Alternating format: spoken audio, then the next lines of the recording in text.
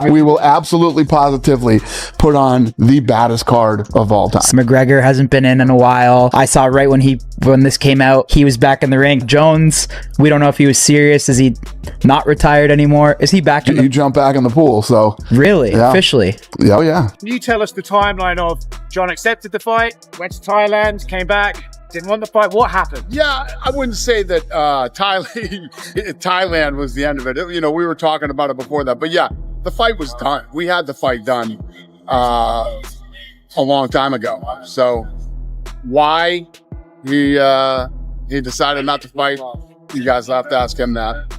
Is it accurate that there's a lot of reports about figures he was offered? Is it fair to say he was offered a lot? Jon Jones won't be making an appearance on the highly anticipated 2026 White House UFC card, and Tom Aspinall seems to find the whole situation a bit ironic. Jones had been vocal about returning to action ever since Donald Trump revealed plans to bring a UFC event to the White House grounds. He even jumped back into the USADA testing pool and publicly stated he wanted to fight on July 4th, 2026. With his sights set on whoever holds the heavyweight crown. That title now belongs to Tom Aspinall. But despite all the build-up, Dana White has officially ruled Jones out of the event. So they've announced this White House UFC fight. What do you think about that? I think it's exciting. Very exciting. Can we expect to see you on the card? I can't promise anyone anything, but I'm very sure. Following UFC 318, Dana White didn't mince words. He said he simply can't rely on Jon Jones, effectively shutting down any hope of him being involved. This marks a sharp turn from just weeks ago, when White hinted at a blockbuster event that could have included both Jones and Conor McGregor. Despite the UFC stance, Jones has already fired back online, claiming he's still preparing for the date. But as it stands, the organization has made its position clear. Jones isn't part of the picture, at least not for now. As big a Jon Jones fan as anybody, and I've always defended he's not afraid of Tom. He's willing to fight anybody.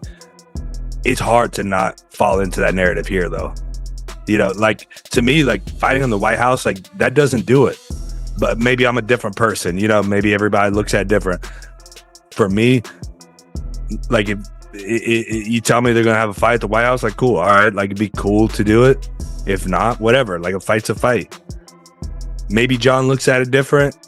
From Tom Aspinall's perspective, the situation couldn't be clearer. He's already moved on. While Jon Jones continues to push for a return, Aspinall has his first title defense lined up.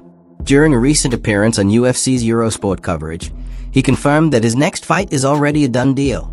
Even if the physical paperwork isn't signed yet, it's set, he said when asked about it. Honestly, I don't even remember the last time I physically signed anything. The UFC calls. I say yes. That's pretty much it. Most of the time, I don't sign until fight week anyway. According to Aspinall, a verbal agreement is all it takes. If I say I'm in, that's enough. Why is that fight not happening? Well, it could be for two reasons. It's either that Jon Jones is using a strategy to have more money. You could say it, GSP. Go for it. Come on, say what you want to say. If he has no intention of coming back, that's not right. Make negotiation happen, or, you know, get things moving. Jon Jones had long avoided any serious talk of fighting Tom Aspinall. After months of uncertainty following his injury, it wasn't even clear if he'd return to the heavyweight division at all. Just when it looked like the UFC might move on from Jones entirely, he made a push to re-enter the spotlight, aiming for the White House event. But with that opportunity now off the table, that door seems firmly shut. Meanwhile, Aspinall is focused on what comes next, and fresh rumors are swirling about potential challenges. One of the hottest names in the conversation, Alex Pereira. Recently, fans have taken notice of Pereira looking noticeably bulked up in training clips, fueling speculation that he might be gearing up for a move to heavyweight. But Aspinall isn't buying the hype just yet. In a chat with former UFC fighter Stefan Struve, he suggested that Pereira and his team know exactly how to stir headlines. They are smart. They know how to grab attention, Aspinall said. As far as I know, that's pretty normal for him. A lot of bigger light heavyweights can get up to 240 or 250 pounds. Maybe he's just playing with the idea. Maybe he's serious. Who knows? and saying that he is supporting the idea of Pereira versus Aspinall. We know Aspinall will do it. He already tried at 300. We know Pereira will do it. He has a chance to set history. Champ is not likely to ever happen to any of us. Again, there's a really big population that wants to see Jon Jones versus Pereira. There's a really big population that would rather see Jon Jones versus Aspinall. The winner of Ankalaev Rachik is going to take on Pereira, okay? Whatever your level of excitement for that is going to be. It still does not equal how badly you would like to see Pereira taking on Tom. The announcement of what Alex Pereira typically walks around at about 230 pounds, but recent footage suggests he might be heavier than usual, adding fuel to speculation about a potential move to heavyweight and a showdown with Tom Aspinall. Still, the more realistic path for Pereira may be a return to light heavyweight, especially after dropping the 205-pound title to Magomed Ankalaev at UFC 313. That when asked whether he'd be interested in facing Pereira, Aspinall didn't dismiss the idea. "Any fight's interesting to me," he said. "I don't need much convincing. I'm the easiest guy. Tell me who I'm fighting and I'll show up." That said, Aspinall admits that if he were in Pereira's shoes, he'd focus on reclaiming the light heavyweight belt first. "If I were him, I'd want to go back and get that title again," he added. "But I'm not him, so who knows?" Is that fight not happening? Well, it could be for two reasons. It's either that Jon Jones is using a strategy to have more money. You could say it, GSP. Go for it. Come on, say what you want to say. But I think that's why he's doing it. Okay. You know, if he's doing it just to hold the title, to serve the wave, this is not. Pereira successfully defended his title 4 times, before eventually losing it to Ankalaev. Since then, he's kept quiet about his future plans, though his noticeably bulked-up physique has sparked massive speculation online. Whether that's part of a legitimate move to heavyweight or just a clever way to generate buzz remains to be seen. Aspinall, for his part, isn't paying it much mind unless the UFC brings the fight to him officially. Jon Jones, meanwhile, is in a peculiar limbo. Not long ago, he announced his retirement. Then he jumped back into the USADA testing pool. After that, he started pushing for a resign at the July 4th White House event. But following Dana White's recent comments, there's no clear direction for Jones within the UFC. At least not when it comes to that historic card. I'll just come out and ask you, do you think he's ducking Tom Aspinall? No.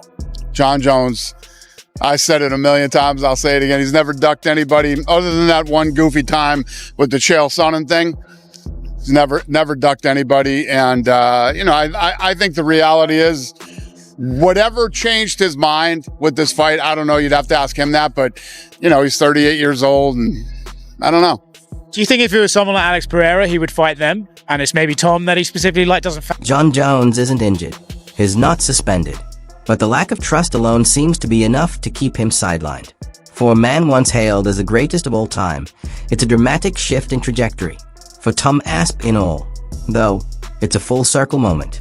He doesn't need to chase a fight with Jones or call him out. He's a champion now, and he's the one with fights being lined up. While Jones remains in limbo, Aspinall's path is clear, and his career keeps moving forward. We don't know if he was serious. Is he not retired anymore? Is he back in You jump back in the pool, so. How sick is that for you that now you kind of got this White House event for them, and it's like, I feel like this is what brings... No matter who popped up or who didn't or whatever, we would have put on an incredible card. What would be the dream main event? The dream main event right now would be Aspinall versus Jones. Is it possible that McGregor... Back in May, Jon Jones shared, and quickly deleted, a tweet suggesting he was considering retirement again. He later claimed his account had been hacked. But for many fans, the back and forth has only added to the confusion. With Jones constantly flipping between talk of walking away and staging a comeback, none of that seems to faze Tom Aspinall. His name is now being tied to potential matchups with contenders like Jailton Almeida, Sergey Pavlovich, Cyril Gane, and most recently, Alex Pereira. The UFC hasn't officially announced who he'll face next, but Aspinall has already agreed to the fight. And that contrast makes Jones' stalled situation even more noticeable. No ego. I don't... Yeah. I understand you don't want to talk about it. Do you believe that maybe outside of Jon Jones, you versus Tom is probably the biggest fight in this division? Yeah, probably, yeah. While Jon Jones continues to position himself from the sidelines, Tom Aspinall is already locked in for his next bout. The difference between them couldn't be more obvious. Even Magomed Ankalaev, the current light heavyweight champ, has cooled on the idea of a rematch with Alex Pereira. Recently, he expressed more interest in facing Carlos Ulberg, calling the New Zealander a bigger threat than Pereira. That shift only widens the door for Pereira to test the waters at heavyweight, maybe even in a one-off bout, if the UFC is looking to keep Aspinall active. But Aspinall doesn't seem concerned about who stands across from him. He just wants to compete. That mindset has made him one of the easiest champions the UFC has ever dealt with, a sharp contrast to Jones, who has had years of public disputes over contracts, opponents, and event dates. Now the roles have reversed. Jones is the one asking for a spot. Dana White is the one saying no. And Aspinall is not only in the fight, he's at the center of the spotlight. Jon Jones finally wants to fight Tom Aspinall, but this time at the White House. I told you guys that Jon Jones was playing chess, not checkers, this entire time. Someone just tweeted this at Jon Jones saying, ducking Tom Aspinall, ? Best decision you ever made, ? Jon responded, choosing when to attack and where you want the battlefield to be is not ducking, my friend. Try telling every single one of you that Jon Jones was never ducking Tom Aspinall. It's very clear here that Jon Jones... Chael Sonnen didn't hold back when reacting to Dana White's public shutdown of Jon Jones' White House fight hopes. On the Good Guy, Bad Guy podcast alongside Daniel Cormier, Sonnen argued that Dana's comments were less of a true rejection and more of a strategic move in ongoing negotiations. According to Sonnen, White's wording and delivery weren't about closing the door on Jones. They were about pushing him to commit sooner rather than later. He believes the message was clear. If Jones wants to be part of a historic event like the 2026 White House card, he'll need to stay active and prove he's serious about returning well before then. Last thing, guys, Dana White said, the last thing Dana said was, Kyle was asking him what would be his dream card. And he said, Jones versus Aspinall, Conor McGregor versus Michael Chandler. He thought that would be the perfect one. And the guy started talking about this, Kyle, me. And Dana goes, the UFC landscape will have changed by then. We got a whole year. Hey, initially we thought this was just a... Sonnen believes Dana White's public remarks were no accident. They were designed to provoke a reaction. And sure enough, Jon Jones responded within hours, doubling down on his plans to return. Sonnen highlighted that this is classic Dana strategy. Send a message to inactive fighters that social media chatter isn't enough. If you want in, you've got to step into the cage. The UFC's priority, he said, is action, not just headlines.